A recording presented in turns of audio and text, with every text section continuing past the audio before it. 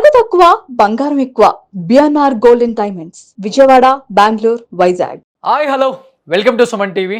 నేను మీ రోషన్. బొల్లా బ్రహ్మనాయుడు ఈ పేరు ఎక్కడైనా విన్నట్టు అనిపిస్తుందా? తెలంగాణ రాష్ట్ర ప్రజలకి ఈ పేరు గుర్తుండకపోయినా కానీ ఆంధ్రప్రదేశ్ రాష్ట్ర ప్రజలకి బొల్లా బ్రహ్మనాయుడు అంటే సుపరిచితుడే. ఎందుకంటే తిరుమల డైరీ ద్వారా మీరు రెగ్యులర్గా తిరుమల పాలు వినే ఉంటారు. సో ఆ తిరుమల డైరీ చైర్మన్ అనమాట, డైరెక్టర్ అంటారు, ఎండి తిరుమల డైరీ వల్లా బ్రహ్మనాయుడు. ఈరోజు వల్లభా డైరీ అని ఉంది. సో ఈయన చెప్పాలంటే లాస్ట్ గవర్నమెంట్లో వైసీపీ గవర్నమెంట్లో వినుకొండ నియోజకవర్గ ఎమ్మెల్యే. మీరు చూసే ఉంటారు, ఎప్పుడు కూడా వైట్ అండ్ వైట్లో రాజశేఖర రెడ్డి గారి వస్త్రాధనంలో అందరికీ ఆయన కనిపిస్తూ ఉంటారనమాట. అదొక్కటి ఐడెంటిటీ ఆయన. బొల్లా బ్రహ్మనాయుడు ఎలా ఉంటారు అంటే ఇదే ఐడెంటిటీ. సో ఈరోజు త్రిబుల్ ఆర్ వేసుకుంటున్నారు, తెలంగాణలో మన బట్టి గారు వేసుకుంటారు. బట్ ఆంధ్రాలో ఆ గవర్నమెంట్లో మాత్రం కేవలం బొల్లా బ్రహ్మనాయుడు మాత్రమే ఆ వైట్ అండ్ వైట్ పంచగట్టుకునేవాళ్ళు. ఆ వ్యక్తి మీద రకరకాల ఆరోపణలు లాస్ట్ గవర్నమెంట్లో కూడా చాలానే వచ్చాయి. ఎలాంటివి వచ్చాయంటే ల్యాండ్ గ్రాబింగ్. ఎక్కువ భూమి ఎక్కడైనా కనపడితే ఆయన కారు అక్కడే ఆగిపోతుందంట, దోచేసుకుందామని మైండ్లోకి వచ్చేస్తుందంట. రకరకాల ఆరోపణలు వచ్చినప్పటికీ గవర్నమెంట్ ఉంది కాబట్టి గవర్నమెంట్ని అడ్డం పెట్టుకొని, నాయకులను అడ్డం పెట్టుకొని వినుకొండ కాదు బ్రహ్మకొండ అనేలా మొత్తం దోచేసుకున్నారనే ఆరోపణలు ఉన్నప్పటికీ లాస్ట్ గవర్నమెంట్లో నేను అక్కడ ఆపోజిట్ టీడీపీ ఎమ్మెల్యే జీవి ఆంజనేయులు ఇంటర్వ్యూ చేసినప్పుడు అడిగినప్పుడు కూడా వినుకొండలో కొండ తప్పితే మిగతా మొత్తం దోచేసుకున్నారనే ఆరోపణలు ఉన్నా కానీ ఎందుకు మీరు యాక్షన్ తీసుకోవట్లేదు, ఎప్పుడు యాక్షన్ తీసుకుంటున్నారని అడిగినప్పుడు కూడా డెఫినెట్గా దొంగ బయటకు వస్తాడు, బయటకు వచ్చిన రోజు అన్నీ కక్కిస్తామని ఆయన కూడా మాట్లాడారు. కానీ దొంగ బయటపడింది ఆంధ్రాలో కాదు, తెలంగాణలో. దాదాపు గండిపేటలో 10 ఎకరాల భూమి, 1500 కోట్ల భూమిని దోచేసుకుందామని చెప్పి రకరకాల జీవోలతో, రకరకాల ఐఏఎస్ పోర్జరీ సంతకాలతో మొత్తం దోచేసుకుందామన్న భాగోతం అంతా బయటపడింది. సో ఈ బయటపడిన తర్వాత ఎక్కడో కాంచీపురంలో దాక్కున్న ఈ బొల్లా బ్రహ్మనాయుడిని హైదరాబాద్ పోలీసులు తీసుకొచ్చి అరెస్ట్ చేసి కటకటాలు వెనుకున్నారు. అసలు ఈ వయసులో కటకటాలు వెనుకున్నదే నిజంగా ఆయనకి మరి లోపల నిద్రపడుతుందో తెలియదు, కానీ ఆయన కొడుకు మాట్లాడుతుంటే నిజంగా ఆశ్చర్యంగా ఉంది. ఆయన కొడుక్కి వైఎస్ జగన్మోహన్ రెడ్డి భరోసా ఇస్తున్నాడు. ఏమని ఇస్తున్నాడు? దోచేసుకున్నది పక్కన పెడితే మేము ఉన్నాం పార్టీకి, పార్టీ అంతా మీకు అండగా ఉంటుంది, పార్టీ ఎప్పుడు మీతో పాటు నడుస్తుంది, ధైర్యంగా ఉండండి, నాన్నకు కూడా జైల్లో ధైర్యంగా ఉండమని చెప్తున్నారు. ఆయన చెప్తున్నాడు, గిరి అతని పేరు, వాళ్ళ కొడుకు పేరు. ఏమని చెప్తున్నాడంటే మీరున్నారన్న ఒక భరోసా చాలన్నా అంటే ఇంకా ఆయన ఏ విధంగా చెప్తున్నాడంటే ఒక భరోసా ఇవ్వండి, ప్రపంచాన్నే దోచేస్తామన్న భరోసాతో చెప్తున్నాడు ఇతను కూడా. అందరూ ఉన్నారు మాతో పాటు, నాన్న రకరకాల స్టేషన్లు తిప్పి నిన్న 500 మంది వచ్చారు మన ఆంధ్రా నుంచి కూడా, వాళ్ళు బాధితులు కొంపదీసి వినకుండా బాధితులు కావచ్చు, సిగ్గుపడాలి. అరే ఆంధ్ర తెలంగాణ విడిపోయిన తర్వాత చిన్న చిన్న రాష్ట్రాలు ఎటువంటి చిన్న తప్పు చేసినా ఈజీగా దొరికిపోతున్నారు, ఎకరం కబ్జా పెట్టినా దొరికిపోతున్నారు. అభివృద్ధి లేని రాష్ట్రం. అందులో ముఖ్యంగా పల్నాడు జిల్లాలో, ఒకప్పుడు గుంటూరు జిల్లా, ఇప్పుడు పల్నాడు జిల్లాలో వినుకొండ అనే నియోజకవర్గం చాలా లాస్ట్లో ఉంటుంది. ఇంకా ఎటువంటి డెవలప్మెంట్ లేని నియోజకవర్గం. ఏ ఎమ్మెల్యే అన్నా రాని, డెవలప్మెంట్ లేదు, పాడు లేదు, రోడ్లు లేవు. ఎప్పుడన్నా అడుగు, ఇదిగో వేస్తున్నావు, అదిగో వేస్తున్నావు, ఫండ్స్ లేవు. బొల్లాపల్లి మండలం చాలా పెద్ద మండలం, పల్నాడు జిల్లాలో 39 గ్రామాలు ఉన్నాయి. అలాంటి మండలానికి ఈ రోజుకి కూడా రోడ్ లేదు. నేను ఇదే విషయం మీద బొల్లా బ్రహ్మనాయుడిని చాలా టైమ్స్ అడిగాను నేను. ఇప్పటికీ రోడ్ లేదు, సింగిల్ రోడ్ అయినా గుంతలు, ఇలాంటి ఏమీ పట్టించుకోరు. వినుకొండను మాత్రం వినుకొండ కొండ చుట్టూ రోడ్లు వేసేసారనమాట. ఎందుకంటే సస్యశ్యామలంగా ఏం చేసుకోవాలి, రియల్ ఎస్టేట్ చేసుకోవాలి, దందా చేసుకోవాలి. ఇస్తే ఓకే, ఇవ్వకపోతే వాడిని బెదిరించాలి, దోచేసుకోవాలి. ఆ విధంగా వినుకొండలో ఎన్నో కబ్జాలు చేశారనే ఆరోపణలు అతని మీద ఉన్నాయి.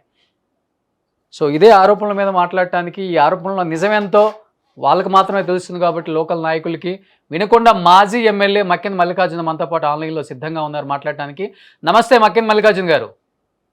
నమస్కారం అండి. చూస్తున్నాం ఆంధ్రప్రదేశ్ అంటే అభివృద్ధి ఏమో పక్కన పెడితే కానీ నాయకులు దోచేసుకోవడం మాత్రం రికార్డులు దాటిపోతున్నారని చెప్పుకోవచ్చు. నిజంగా మీ ఆంధ్రప్రదేశ్ వినుకొండలో దొరుకుతారనుకున్న బ్రహ్మనాయుడు ఈరోజు హైదరాబాద్లో ఉన్న ఒక 1500 కోట్ల ల్యాండ్ కబ్జాలో దొరికారు. ఏం మాట్లాడతారు ఫస్ట్ దాని మీద మీరు? ఇప్పుడు మా వినుకొండ ప్రజలందరికీ ఇది సిగ్గుచేటండి. మహానుభావుడు పులుపుల వెంకట శివయ్య గారు లాంటి దేశభక్తుడు ఆ రోజున మాకు ఎమ్మెల్యేగా 2 పర్యాయాలు చేశారు. తర్వాత భవనం జయప్రద గారు చేశారు. ఈ విధంగా మేమందరం నాతో సహా 10 మంది ఎమ్మెల్యేలు చేస్తే ఏ రోజు కూడా మా మీద ఎలాంటి అవినీతి ఆరోపణలు లేవు, అవినీతి కేసులు లేవు. కానీ ఈ బ్రహ్మనాయుడు గారు చేసినటువంటి 5 సంవత్సరాల్లోనే ఎన్నో అవినీతి ఆరోపణలు, ఎన్నో అక్రమాలు, ఎన్నో దౌర్జన్యాలు ప్రజలందరికీ తెలుసండి. ఇప్పుడు చూసినట్లయితే వినుకొండ ప్రాంతంలోనే ఇక్కడే కొండమిటి పాపం వీసీ నరసింహారెడ్డి అనే ఒక పెద్ద మనిషి ఉంటే ఆయన 10 ఎకరాల భూమిని లాక్కొని ఈ రోజున అది ఎకరం 5,50,00,00,000 విలువ గల ఆస్తిని దౌర్జన్యంగా రిజిస్ట్రేషన్ చేయించుకుంటే ఆయన ఆ దిగులుతో చనిపోయాడు. ఆ తర్వాత అమరా కాలేజీ అని మా పక్కనే ఉంటుంది వినుకొండ నర్సాపేట మధ్యలో. దాన్ని కూడా ఒక వైశ్య సోదరుడు ఆక్షన్కి వస్తే ఎవరిని ఆక్షన్ లో పాల్గొనకుండా 50,00,00,000 ఆస్తిని 15 కోట్ల రూపాయలకి పాడుకుంటే అతను ఉరేసుకొని చనిపోయాడు. అదేవిధంగా వినుకొండ పక్కనే ఇతను ఒక భూమిని కొని పక్కనే ఉన్నటువంటి ఫెడ్రిక్ అనే ఒక ఎస్సీ సోదరుడి భూమిని కూడా లాక్కొని ఫెన్సింగ్ చేసుకున్నారు. అది ఈ మధ్య కాలంలో రీసర్వేలో తేలటం జరిగింది. అదేవిధంగా ముస్లిం సోదరులు ఎవరి అన్న కానివ్వండి, తను కన్ను పడితే ఎక్కడైతే చౌకగా ఉంటుందో దాన్ని కొనుగోలు చేయటం, ఆ పక్కన ఉన్నటువంటి భూములు ఆక్రమించుకోవటం, అక్కడ ఉన్నటువంటి రెవెన్యూ వారిని మభ్యపెట్టి వాటిని ఆన్లైన్ చేయించుకోవటం, ఇది ఒక పెద్ద ప్రక్రియ అనేది గత 5 సంవత్సరాల్లో ఆయన నడిపాడు. అన్నిటికి మించి వీటన్నిటితో పాటు దౌర్జన్యంగా ఒక రైతుని చెప్పు తీసుకొని కొట్టబోయి 307 వేసి నరేంద్ర అనే రైతుని 15 రోజుల పాటు జైల్లో ఉంచినటువంటి సంఘటనని ఈ రాష్ట్ర ప్రజలెవరూ మర్చిపోరు, వినుకొండ నియోజకవర్గ ప్రజలెవరూ మర్చిపోరు. ఎంత ఆశ్చర్యం అంటే అండి, ఇప్పుడు అన్ని వెలుగులోకి వస్తా ఉన్నాయి. అతను జీవితం మొత్తం కూడా అన్ని అబద్ధాల పుట్ట. కర్మ ఏందంటే ఒక వైసీపీలో అలాంటి వ్యక్తులతో కూడా మేము పనిచేయడం జరిగింది. దానికి చాలా బాధపడతా ఉన్నాం. అడగాలనుకుంటున్నాను మక్కిన మల్లికార్జున గారు, మీరు కాంగ్రెస్ పార్టీలో రాజశేఖర రెడ్డి గారి హయాంలో వినుకొండ ఎమ్మెల్యే, తర్వాత ఆయన కొడుకుతో పాటు మీరు కూడా ప్రయాణం చేద్దామని వైసీపీలోకి వచ్చారు. సో కొన్ని అనియమిత కారణాల వల్ల లేకపోతే ఫైనాన్షియల్ ప్రాబ్లమ్స్ వల్ల మీకు సీట్ రాలేదు. బొల్లా బ్రహ్మనాయుడికి సీట్ వచ్చింది. మిమ్మల్ని సపోర్ట్ చేయమన్నారు. గవర్నమెంట్ వస్తే మీకు ఒక ఏదో ఒక పదవి ఇస్తా అని చెప్పారు. ఇదే బొల్లా బ్రహ్మనాయుడితో మీరు 5 సంవత్సరాలు కలిసి నడిచారు. ఆ రోజు ఆయన అవినీతి మీ కంటికి కనిపించలేదా? కనిపించినా కానీ కళ్ళు మూసుకొని పోయినాయా? లేకపోతే కళ్ళు మూసుకున్నా కానీ ఎందుకు అంటే భయపడ్డారా, భయపిచ్చారా? ఏమి అనేక సందర్భాల్లో మేము ఆనాటి ముఖ్యమంత్రి జగన్మోహన్ రెడ్డి గారికి చెప్పడం జరిగింది, సజ్జల రామకృష్ణారెడ్డి గారికి చెప్పడం జరిగింది. ఈ విధంగా నరసింహారెడ్డి గారి భూములు, అమరా భూములు కబ్జాలు చేస్తున్నారండి, ఈ విధంగా రైతులు చెప్పు తీసుకుని కొట్టబోతున్నాడు, దీన్ని మేము ఖండిస్తా ఉన్నాం, మీరు కూడా అతను సరిచేయండి అని అంటే చెవిటివాని ముందు శంఖం ఊదినట్లు ఏమీ స్పందించాల. ఆ స్పందించలేదు కాబట్టి మేము కూడా డిఫర్ అయ్యి మేము కూడా పార్టీ మారి ఇతన్ని ఓటమిలో కీలక పాత్ర వహించాల్సి వచ్చింది. ఈ రోజున ఇంకొక విషయం రోషన్ గారు, ఎంత విచిత్రమైన విషయం అంటే ఇప్పుడే బయటకు వస్తున్నాయి.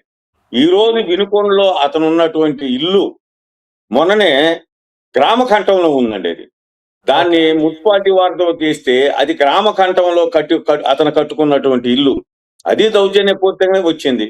అదేవిధంగా నర్సరాపేటలో అతను ఉన్నటువంటి ఇంటిని కూడా ఇప్పుడిప్పుడే బయటకు వస్తా ఉన్నాయి. ఒక బ్రాహ్మణులను బెదిరించి, పాపం ఒక పేద బ్రాహ్మణులు బెదిరించి రిజిస్ట్రేషన్ చేయించుకొని కట్టుకున్నటువంటి వాస్తవాన్ని ఇప్పుడే ప్రజలు బయటికి తెస్తా ఉన్నారు. ఎందుకంటే కొంతకాలం కొంతమంది భయంతో నిజాలు బయటికి రానిలేదు. ఈ రోజైతే ఒక్కొక్కటి బయటకు వస్తా ఉన్నాయి. ఏంటంటే ఆయన శక్తి ఏంటి? ఆయన వెనకుండి నడిపించే వ్యక్తులు ఎవరు? ఎందుకు ఆయన అంత తలపొగరు ఎందుకు అసలు ఆయనకి? అంటే ఏముంది ఆయనకి? రౌడీయిజం చేయగలడా? గుండాయిజం చేస్తారా ఏంటి అసలుకి? తన మొదటి నుంచి నిరక్షరాస్యుడు అండి, అహంకారంతో పెరిగినటువంటి వ్యక్తి. ఆ పాల వ్యాపారంలో కూడా అహంకారపూరితంగా, మోసపూరితంగా తన పార్ట్నర్లందరినీ కూడా మోసం చేసి పైకి వచ్చినటువంటి వ్యక్తి. సరే, అతని జీవిత నేపథ్యం మొట్టమొదటి నుంచి కూడా సినిమా డబ్బాలు తీసుకొని గ్రామాల్లో వేసుకునేటటువంటి వ్యక్తి, లారీ క్లీనర్ గా, లారీ డ్రైవర్ గా పనిచేసినటువంటి వ్యక్తి, అంచెలంచెలుగా దౌర్జన్యపూరితంగా బయటకు వచ్చినటువంటి వ్యక్తి. అదృష్టం వరించింది, ఎమ్మెల్యే అయ్యాడు. ఎమ్మెల్యే అయిన తర్వాత 60 సంవత్సరాల వయసు దాటిన తర్వాత ఎమ్మెల్యే అయినటువంటి వ్యక్తి పరిణితితో పనిచేస్తాడనుకుంటే ఆ బుద్ధి మారలేదు, ఆ దౌర్జన్యాన్ని కంటిన్యూ చేస్తా ఉన్నాడు. ఇప్పటికి కూడా మాట్లాడితే బూతు పదాలండి, విలేకరులు ఉన్నాయి, ప్రజలు ఉన్నాయి, ఇంకొకరు ఉన్నాయి, మాట్లాడే భాష చాలా అసభ్యకరంగా, చాలా అసలు అది వినరానటువంటి భాషను మాట్లాడుతూ ఉంటాడు. కొన్ని రీల్స్ నేను చూశాను, చాలా బూతు మాటలు మాట్లాడుతూ ఉంటారు. అవును, అవునవును. ఇయన్నీ కూడా చాలా ఇబ్బందండి. ఇప్పుడు రాజకీయాల్లో పని చేయగలిగినటువంటి చేస్తాం. ప్రభుత్వం నిధులు తీసుకురావటం అనేది, దాన్ని ప్రజలకు అందించటం అనేది, సంక్షేమ కార్యక్రమాలు అందించడం అనేది ఒక ఎమ్మెల్యేగా ఒక బాధ్యత ఉంటది. కానీ ఆ స్థాయిని దాటి ఎమ్మెల్యే అంటే అది ఒక రాజు అనుకోని, రాజే శాసనం, ఎమ్మెల్యే శాసనం అని అనేక సందర్భాలు అతను చేయటం జరిగింది. పక్కన ఉన్నటువంటి మాలాంటి వ్యక్తులు చెప్పినా, ఆనాటి ఎంపీగా ఉన్నట్టు శ్రీకృష్ణరావు చెప్పినా, ఎవరు చెప్పినా అతను వినలేదు. అతన్నే ఆ రోజు ఉన్నటువంటి ముఖ్యమంత్రి గారు కూడా సపోర్ట్ చేయటం జరిగింది. ఆ పర్యవసానమే ఇంత దౌర్జన్యం జరిగింది. ఆ రోజు ఒక రైతుని చెప్పు తీసుకొని కొట్టకపోతే దాన్ని మేము ఎంక్వైరీలో ఎస్పీతో చెప్పి ఆ సీఐని సస్పెండ్ చేపిస్తే ఇతనెళ్ళి మళ్ళీ ముఖ్యమంత్రి గారి దగ్గర తీసుకెళ్లి అదే అంటే సీఐని 15 అదే రోజులు ఆయన ప్లేస్‌లో జైల్లో ఉంటే ఉన్నాడు గానీ, తిరగబడి ఇతను చెప్పు తీసుకొని కొడితే, అతను జైల్లో ఉన్నా కానీ హీరో అయ్యేవాడే. అంటే చెప్పాలంటే ఒకటి సార్ అక్కడ వాస్తవంగా. వాస్తవం అది. కానీ ఆ రైతు కదా కాదు, అన్‌ఎక్స్‌పెక్టెడ్ గా మీరు ఎందుకు మీరు గవర్నమెంట్‌లోకి వచ్చి 2 సంవత్సరాల పైనయింది. ఇన్ని రకాల ఆరోపణలు నిజమని మీకు తెలుసు. మీరు ఆయనతో పాటు కలిసి ట్రావెల్ చేశారు. జీవీ ఆంజనేయులు ఎమ్మెల్యేగా అయిన తర్వాత విప్ ఈరోజు ఆయన. మీరెందుకు యాక్షన్ తీసుకోలేకపోయారు? ఎందుకు బాధ్యతలు బయటకొచ్చినా వాళ్ళకి న్యాయం చేయలేకపోయారు మీరు? ఈరోజు లేదు. ఇప్పుడు గండిపేట 1500 కోట్ల ఇష్యూ వచ్చిన తర్వాత ఇన్ని ఆరోపణలు నిజమని మీరు చెప్తున్నారు కదా! ఇప్పుడిప్పుడే ఇప్పుడు ఆ పెట్టిక్ అనే ఒక 2 ఎకరాల సంబంధించి కూడా బయటకొచ్చిందండి. ఇట్లా ఒక్కొక్కటి బయటికి తీస్తూ ఉన్నారు. అయితే అనుకోకుండా, అనుకోని రీతిన కర్మ ఎవరిని వదిలిపెట్టదని ఇతని అహంకారానికి ఆ భగవంతుడు ఆ గండిపేటలో ఒక దారి చూపిచ్చాడు. ఇప్పుడు ఆ గండిపేట దగ్గర నుంచి కూడా అతను శ్రీకృష్ణ జన్మస్థానానికి పోవడం జరిగింది. తప్పనిసరిగా ఇప్పుడు ఈ వినుకొండ నియోజకవర్గంలో జరిగినటువంటి అన్నిటిని కూడా బయటికి తీసే క్రమంలో తప్పనిసరిగా ప్రభుత్వం పనిచేస్తది. మేము పనిచేస్తాం. ఎవరైతే బాధితులు ఉన్నారో వారందరికీ న్యాయం చేసేదానికి ప్రయత్నం చేస్తాం. మిమ్మల్ని కూడా ఆర్థికంగా ఇబ్బంది పెట్టారని ఒక మాట ఉంది. నిజమా అది? సరే ఇప్పుడు ఒకటి సార్, ఇప్పుడు ఒక పార్టీలో ఉన్నప్పుడు తప్పదు. కొన్ని ఓర్చుకున్నాను, కొన్ని భరించాను. కొంత నష్టపోయినాను. అయినప్పటికీ నేను ల్యాండ్‌లు కూడా కబ్జా చిన్నప్పుడు చేశారంట నిజమా? ఏవండీ? చెప్పుకోవచ్చు. మీ ల్యాండ్‌లు కూడా కబ్జా జరిగినాయా ఏమైనా? ఈ ఏమి లేవు కానండి. ఆర్థిక పరంగా, వ్యాపార పరంగా దెబ్బ కొట్టడం జరిగింది. అయినప్పటికీ మేము ఇయన్నీ తీసుకెళ్ళి ఆనాటి నాయకుడుగా ఉన్నటువంటి జగన్మోహన్ రెడ్డి గారికి చెప్పడం జరిగింది. ఆయన అయోధ్య రామిరెడ్డి గారికి చెప్పారు. ఆ అయోధ్య రామిరెడ్డి గారు ఎన్ని సార్లు చెప్పినా ఆయన స్పందించలేదు. సరే కాలమే దీనికి పరిష్కారం చేస్తని వెయిట్ చేయడం జరిగింది. ఆ సమయం వచ్చింది. ఆ సమయంలో ఇతన్ని రాజకీయంగా ఖచ్చితంగా సమాధి చేయాలని ఒక ఆలోచనతో నేను పార్టీ మారటం జరిగింది. ఈ నియోజకవర్గంలో ఎన్నడూ ఎవరికి రానటువంటి ఘోర పరాభవాన్ని అత్యధిక మెజార్టీతో అతను ఓడించడం జరిగింది. ఆ తదుపరి ఇప్పుడు ఎవరి పనులను వాళ్ళు చేసుకుంటా ఉన్నాం. కానీ ఇప్పుడు చూడండి పాపం అనేది పండేటప్పుడు ఏ విధంగా వస్తుందనేది ఈ రాష్ట్రం నుంచి పక్క రాష్ట్రానికెళ్ళి అక్కడ పోయి 1500 కోట్ల రూపాయల ఇది చేయడం జరిగింది. ఇంగా దాన్ని దొరికాడు. దొరికినప్పుడు అన్ని కూడా బయటకొస్తా ఉన్నాయండి. ఉన్న వాస్తవాలు, ఉన్న నిజాలండి. అయితే ఇప్పుడు కూడా బాధాకరం ఏందంటే ఇంత భూ కబ్జా జరిగినా ఇది మా పార్టీ అనో, పార్టీ వెనకేసుకురావడం అనేది దురదృష్టకరం. ఇలాంటి వ్యక్తుల ద్వారా వచ్చినారు కాబట్టే జగన్మోహన్ రెడ్డి గారు కూడా 11 సీట్లు రావడం జరిగింది. ఇంకా ఈళ్ళని వెనకేసుకొస్తే రాజకీయ పరంగా ఆయన కూడా పూర్తి స్థాయిలో తెరమరుగవుతారని నేను భావిస్తా ఉన్నా. చెప్పాలంటే వినకుండా పెద్ద డెవలప్ అయిందేం లేదు. రియల్ ఎస్టేట్‌గా ఈయన డెవలప్ అయ్యారనే ఒక ఆరోపణే ఉంది ఫస్ట్ నుంచి కూడా. చెప్పాలంటే రోడ్లు ఎక్కడున్నాయి? సరైన రోడ్లున్నాయా? సార్ ఈరోజు ఒకటి బొల్లాపల్లి మండలం అతిపెద్ద మండలం. గుంటూరు అవునవును. జిల్లాలో ఒకప్పుడు గుంటూరు జిల్లా, ఉమ్మడి గుంటూరు జిల్లా, ఈరోజు పల్నాడు జిల్లా. 39 విలేజ్‌ల పైనున్న ఒక మండలానికి అరే సింగిల్ రోడ్డు గతి లేదు. సింగిల్ రోడ్డు ఆ! గతి లేదు ఇప్పటికి. డబుల్ రోడ్డు అన్ని మండలాలకి శాంక్షన్ ఇచ్చారు. ఎక్కడో వెనక వరకపూడి సెలవొస్తుందని చెప్పేసి ముందు వినకొండ నుంచి కొండ్రముట్ల నుంచి బొల్లాపల్లి మండలానికి వెళ్ళే రూట్‌కి సింగిల్ రోడ్డు గతి లేదు ఒక మండలానికి ఈరోజు. ఈ మధ్య ఎస్పీలు కొంతమంది పోలీస్ ఆఫీసర్స్ ఆ రోడ్డుకెళ్ళి భయపడ్డారంట. ఇదెక్కడ రోడ్డు? సింగిల్ రోడ్డు కూడా మొత్తం గుంతలు, డబుల్ రోడ్ పక్కన దేవుడెరుగు. ఒక్క నాయకుడు పట్టించుకునేవాడు లేడు. ఇంతమంది ఎమ్మెల్యేలుగా మారారు. సార్ రియల్ ఒకటి ఎస్టేట్ చేసుకుందాం, వినకొండను దోచుకుందాం. ఇది తప్పితే 2004, 9లో సుమన్ సార్ 2004, 9లో రోషన్ గారు నేను ఎమ్మెల్యేగా ఉన్నప్పుడు 9 రోడ్లు శాంక్షన్ చేయడం జరిగింది. ఆ రోజున RIDFలో ఇయన్నీ కూడా నాబార్డు నిధులు తీసుకొచ్చి నందిగనవలనండి, అదివందక పొల్లాపలనండి మీకు తెలుసు. వీటన్నిటి కూడా నా హయాంలో చేశాము. ఆ తదుపరి మీ వెనక్కి పట్టిన మాట నియోజకవర్గం వచ్చాను, వాస్తవం. జీవి గారిని ఇంటర్వ్యూ చేశాను, మిమ్మల్ని ఇంటర్వ్యూ చేశాను. వాస్తవం. తప్పకుండండి అన్నీ బయటకు వస్తా ఉన్నాయి. ఆ? నిజాలు బయటకు వస్తా ఉన్నాయి. ఎవరు తప్పు చేస్తే వాళ్ళు శిక్షకు పడతారు. మొదట ఒకటండి రాజకీయ నాయకుడికి అహంకారం, అహంభావం ఉండకూడదండి. ఈ విధమైనటువంటి అహంకారం, ఈ విధమైన దోపిడీ విధానం ఉంటే చెప్తుండే. ఇప్పుడు మాకు పలానా వినుకున్నంటే ఇదివరకు మేము పులుపుల శివ గారినో, జయప్రద గారినో, మహాకవి జాషువా గారినో చెప్పుకునేవాళ్ళం. మా వినుకొండ అనంగంలోనే మా జాషువా గారు మా వినుకొండ గడ్డలో పుట్టారు. పులుపుల వెంకట శివయ్య గారు మహానుభావుడు. ఆయన పెద్ద కవి. ఆయన మాకు చేశాడు. గంగినేని వెంకటేశ్వరరావు ఒక కవి. ఆయన పనిచేశాడు. రాజకుమార్ చీఫ్ విప్‌గా పనిచేసింది. ఈ విధంగా మేము చెప్పుకునేవాళ్ళం. కనీసం చెప్పుకోవడానికి జయప్రద గారు ఆ రోజుల్లోనే ఎలక్ట్రిసిటీ మినిస్టర్ గా చేసి మా గ్రామాలన్నిటికీ కరెంటు సౌకర్యం కలిగించారు. ఇలాంటి ఎమ్మెల్యేలు పనిచేసినటువంటి గడ్డలో ఇలాంటి బకాసురుడు బ్రహ్మనాయుడు లాంటి వ్యక్తి బకాసురుడు ఇక్కడికి రావటం ఏంటి? మేము ఎమ్మెల్యే చేయటం ఏంటి? ఈ రోజు పక్క రాష్ట్రంలో పోయి అక్కడ చెంచలగూడలో జైల్లో ఉండటం ఏంటి? ఇంతకంటే అవమానం ఏముందండి? 1500 కోట్లు దోచుకోవాలని చూశారు. వినకొండ మొత్తం మీద ఎంత కబ్జా పెట్టి ఉండొచ్చు మీకు తెలిసినంత వరకు? ఇప్పుడు మీరే వినుకొండ అంటే 2-3 ఎగ్జాంపుల్స్ 300 కోట్ల దాకా చెప్పారు. ఇప్పుడు నరసింహారెడ్డి గారి భూములకు సంబంధించి 40-50 కోట్ల రూపాయలు అది దోచుకున్నారండి. అదే విధంగా జగనన్న కాలనీకి సంబంధించి 4 లక్షల రూపాయలు అక్కడ ఎకరం భూమి విలువ ఉంటే తను ఎమ్మెల్యేగా ఉండి 120 ఎకరాలు తను కొనుక్కున్నటువంటి భూమిని 18 లక్షల రూపాయల చొప్పున అక్కడ దాదాపు 20 కోట్ల రూపాయలు అక్కడ దోచుకోవడం జరిగింది. ఈ విధంగా అండి అవకాశం ఉన్న చోటల్లా దోచుకుంటా పోతూ ఉన్నారు. 100 కోట్ల పైన దోచుకోవడం జరిగి ఉంటుంది మీరు చెప్పేదాన్ని బట్టి. ఇది పెద్ద స్కామ్ కాబట్టి ఈ చిన్నది దాలక ఈ ప్రభుత్వం మారిన తర్వాత ఒక్కసారి తెలంగాణకి మారారు. అక్కడ భగవంతుడు కరుణించారు. అక్కడ ఉన్నటువంటి పోలీసు వ్యవస్థ, అక్కడ ఉన్నటువంటి రెవెన్యూ వ్యవస్థ యాక్టివ్ గా పనిచేసి ఉన్నటువంటి ఈ భూబకాసురుణ్ణి పట్టుకోవడం జరిగింది. కానీ ఈ వయసులో జైలుకి పోవటం ఇంతకన్నా ఘోర పరాభావం వేరే వ్యక్తికి ఇంతకన్నా పెద్ద శిక్ష కూడా ఏముండదు నాకు తెలిసి. ఏముండ సార్, కర్మఫలం ఎవరిని వదిలిపెట్టదు. సంవత్సరాలలో జైలుకి పోవటం. మనం చిన్నప్పుడు అయితే మనం చేసిన పాపాలంటే మన బిడ్డలకు జరిగాయి. ఇప్పుడు అట్లాగా సార్, ఎవరు చేసింది వాళ్ళే అనుభవించాలా? 73 సంవత్సరాల వయసులో తప్పనిసరిగా ఇతను చేసిన అహంకారం, ఇతను చేసిన పేద ప్రజలకు ఇతను చేసినటువంటి దుర్మార్గాలు, రైతులకు ఇతను చేసినటువంటి అన్యాయాలు ఇవన్నీ కూడా ఒక్కసారిగా వచ్చి ఖచ్చితంగా మంచి శిక్ష పడిద్ది. శిక్ష అనుభవించాలండి. అనుభవిస్తే ఇంకొక రాజకీయాల్లో ఉన్నటువంటి వ్యక్తులు కూడా తప్పు చేయాలంటే భయపడాలి.